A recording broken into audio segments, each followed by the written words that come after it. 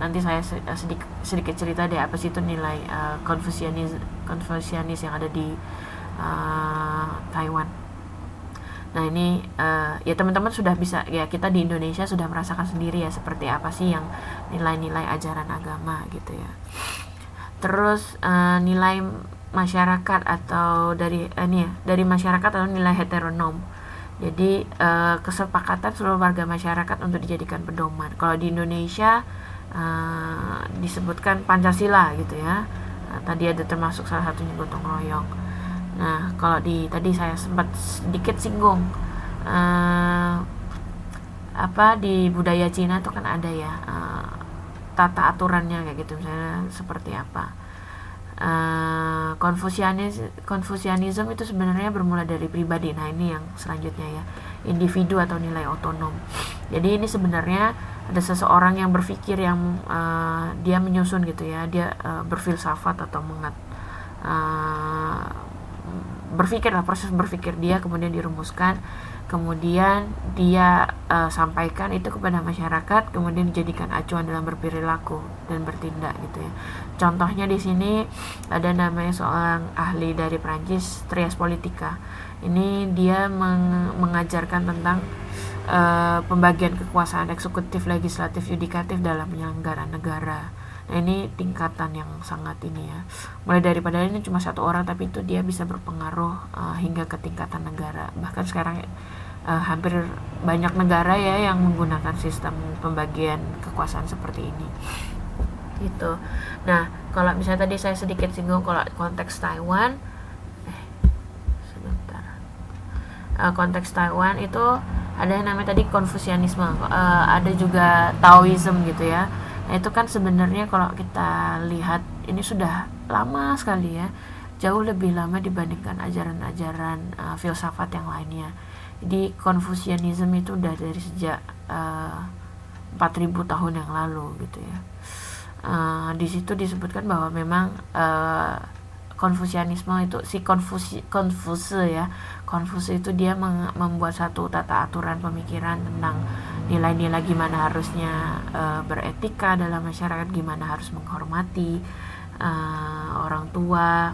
Terus ada namanya yang tua muda, kemudian anak orang tua, kemudian guru dan murid. Nah itu kan kalau di Taiwan atau di Cina secara umum itu kan masih sangat kental ya. Nah itu nilai-nilai itu secara nggak sadar memang sudah terinternalisasikan di dalam masyarakat Cina gitu secara keseluruhan. Nah makanya memang kalau misalnya tadi dibilang kok ada memang di Taiwan itu tidak ada pelajaran agama ya, karena memang nilai sosial yang sebenarnya lebih besar pengaruhnya adalah justru tadi nilai Konfusianisme yang sudah memang diterima secara luas oleh masyarakat gitu ya. Beda halnya kalau di Indonesia, justru yang paling besar menurut saya tuh pengaruhnya adalah dari nilai-nilai agama gitu ya.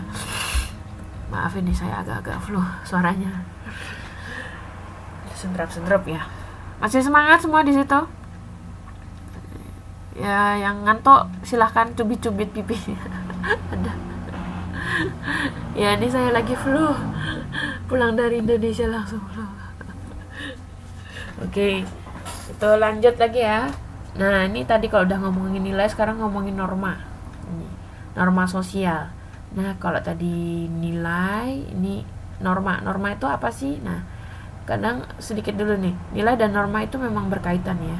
Jadi norma itu dibangun atas nilai sosial. Jadi tahapan awalnya paling dasarnya ada nilai-nilai dulu nih. Ketika sudah ada nilai, barulah terbangun namanya norma. Nah norma ini diciptakan untuk menjaga dan mempertahankan nilai sosial gitu ya. Nah kalau nilai itu sekedar untuk yang pemikiran gitu tadi yang benar atau tidak, perasaan-perasaan gitu ya. Nah kalau norma itu dia lebih ke mengatur gitu ya, ada aturan-aturan, ada sanksi. Nah ini bisa mendorong bahkan menekankan orang perorangan atau kelompok ya. Terus masyarakat kalau misalnya ada ini ntar dulu. Kalau norma itu kalau misalnya nilai itu kan tidak ada sanksinya, sedangkan norma itu ada sanksinya, dan sanksinya tuh biasanya lebih tegas gitu ya. Nah kalau norma sosial itu berarti ada dia aturan yang berlaku di dalam masyarakat gitu. Nah sanksinya bisa apa? Ada teguran, denda, pengucilan, atau hukuman fisik nih. Gitu. Misalnya kadang kalau misalnya ada orang kalau misalnya saya dibesarkan di ini ya, kultur Jawa. Jadi dulu masih kecil inget banget kalau misalnya saya mau lewatin orang tua, saya harus nunduk, terus saya nyebut nuwun sewu nggih kayak gitu. Nah itu kalau misalnya saya lupa, terus langsung biasanya orang tua saya langsung negur nih, wah kok nggak pakai permisi, wah nggak sopan itu. Nah itu termasuk ini ya, sudah menjadi norma mungkin kalau kultur Jawa yang masih ketat itu, nanti yang negur tuh bukan cuma orang tua, bisa saja nanti kalau masyarakat di situ, sekitar situ. Nah kalau udah ya etika memang termasuk bagian dari norma gitu ya. Nah kalau misalnya untuk kasus-kasus yang lebih parah lagi itu ada yang namanya sampai dikucilkan. Kalau pengucilan itu biasanya secara sosial ya gitu. Kalau denda, hukuman fisik itu biasanya lebih ke hukum, nanti ada pembahasannya. Termasuk yang sudah disebutkan ini adat istiadat gitu ya. Iya benar Mbak Rizani ya, nundukin orang tua malah ketawa ya, karena tadi itu Mbak, setiap budaya itu berbeda, jadi bentuk penghormatan antara kita yang muda sama orang tua di Indonesia, apalagi di Jawa, kemudian dengan di Taiwan itu beda-beda gitu. Kok saya memang masih kebawa sampai sekarang, kalau ngelewatin orang tuh saya masih nunduk-nunduknya masih kebawa. Mungkin karena itu tadi ya, kadang menariknya belajar sosial itu, kadang ya ini, apa yang menurut kita aneh belum tentu menurut orang lain aneh, terus sebaliknya menurut orang lain gak aneh, menurut kita belum tentu itu aneh gitu kan. Jadi memang beda ya, di mana bumi dipijak, di sana bumi dijunjung gitu ya. Apa sih peribahasanya, saya lupa. Gitu ya. Nah ini makanya di Indonesia aja tuh kadang kita juga masih bingung nih antara kultur yang satu dengan kultur yang lain gitu ya. Nah lanjut lagi, oke. Nah jadi norma itu digunakan juga sebagai ukuran yang digunakan masyarakat ya. Dan tadi makanya kalau misalnya nilai, kita sudah punya dasarnya tadi nilai, kemudian untuk sebagai tindak lanjutnya nih kalau misalnya ada suatu pelanggaran, itu menggunakan norma gitu ya. Nanti itu bisa kita menilai sesuatu apakah itu wajar atau tidak, atau bisa diterima atau tidak oleh masyarakat. Oh ya betul Mbak, terima kasih. Di mana bumi diinjak, di situ langit dijunjung.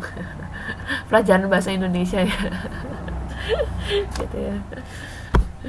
Nah macam-macam norma. Nah kembali lagi dikit tadi, jadi keingat memang adanya peribahasa itu tuh lahir dari nilai-nilai sosial juga gitu. Jadi berbahasa itu kan sebagai produk budaya ya. Nah kemudian dari situlah peribahasa itu muncul. Nah itu kan ada maknanya di baliknya. Nah itu di situ ada fenomena sosial di baliknya. Nah itu menariknya sosiologi di situ. Bisa kemana-mana nih, bahkan ke bahasa Indonesia gitu. Oke, macam-macam norma. Norma itu ada ini ya, beda-beda ya. Paling simple itu adalah tata cara gitu ya. Tata cara adalah norma yang menunjuk pada satu bentuk perbuatan dengan sanksi yang sangat ringan. Contohnya etika makan gitu ya. Mungkin beda-beda ya. Ada kalau misalnya di Indonesia atau di Jawa deh gampangnya, saya biasa makan pakai tangan, dan dibiasakan sekali sama keluarga itu makan pakai tangan kanan. Jadi kalau misalnya pakai tangan kiri, wah itu udah biasanya langsung diingetin terus gitu. Nah beda kalau di Taiwan kan pakai sumpit gitu ya. Udah sampai mana Mbak? Oh ini sampai ini Mbak, macam-macam norma. Nah kalau di Taiwan tadi ya, kembali lagi pakai sumpit ya. Etika makan pakai sumpit kan pernah, caranya ada caranya sendiri gitu ya. Saya bingung cara makainya gimana sampai sekarang, bahkan masih nggak bisa pakai sumpit. Terus apa ya, kalau di Indonesia ya, kalau di Jawa itu makan sambil bunyi seruput itu nggak boleh ya, biasanya nggak sopan. Itu beda kalau di Jepang, itu justru malah untuk menghormati yang punya rumah, supaya apa yang ngasih makanan nih, biar kita menunjukkan bahwa kita menghormati, itu justru harus dibunyi-bunyiin, terutama kalau mau makan mie yang berkuah, jadi bunyi seruputnya itu harus dikencengin gitu ya. Itu nandain kalau kita menghormati, malah enak. Tapi kalau misal di Indonesia, di Jawa, waduh langsung diomelin sama ibu nanti. Makan gitu orang elok wedok kok ngono gitu, apalagi cewek gitu ya, kadang sering banget lah kayak gitu.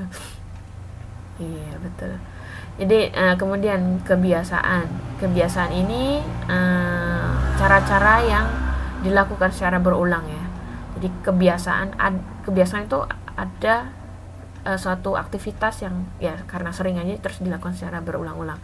Tadi kan sudah sedikit disinggung dikit tadi, misalnya tadi bungkuk badan gitu ya, terus mengucapkan salam, terus bungkuk badan tadi kalau gampangnya di kultur Jawa masih ini ya, kalau salaman gitu pakai cium tangan kayak gitu.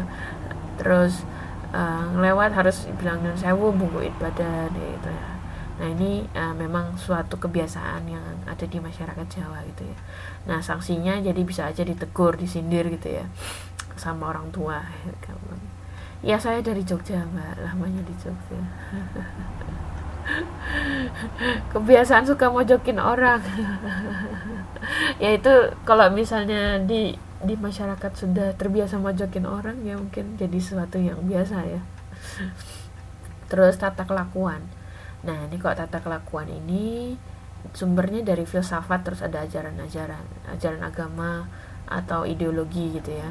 Jadi tata kelakuan ini lebih tinggi lagi tingkatannya ketimbang kebiasaan dan tata cara.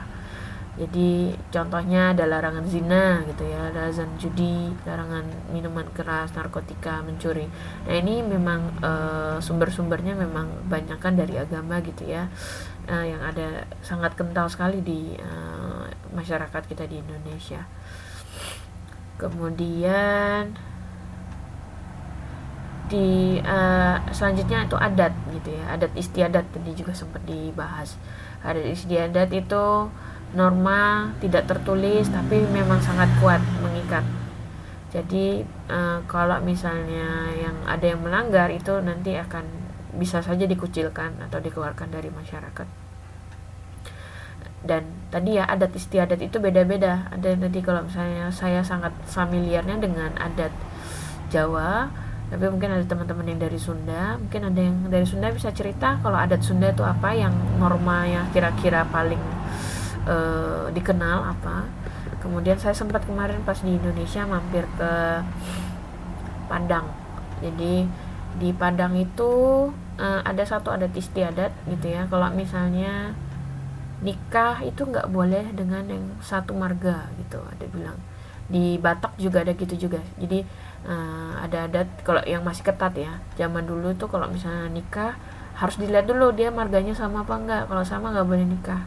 Nah kalau misalnya sampai tetap nikah, itu justru nanti bisa dikucilkan, dikeluarkan dari masyarakat gitu ya. Gitu.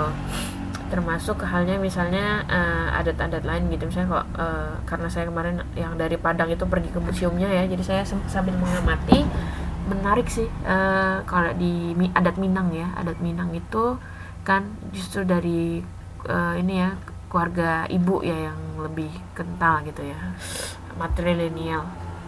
Jadi dari keluarga ibu misalnya nanti ada hal-hal misalnya anak laki-laki yang harus ditaati segala macam bla bla bla. Nah ini yang terkait adat istiadat. Ini orang Sunda nggak boleh nikah sama orang Jawa. Ini mungkin memang saya pernah dengar itu sih. Jadi orang mungkin kalau secara umum sudah tidak terlalu kental ya, tapi masih ada beberapa orang yang berpandangan bahwa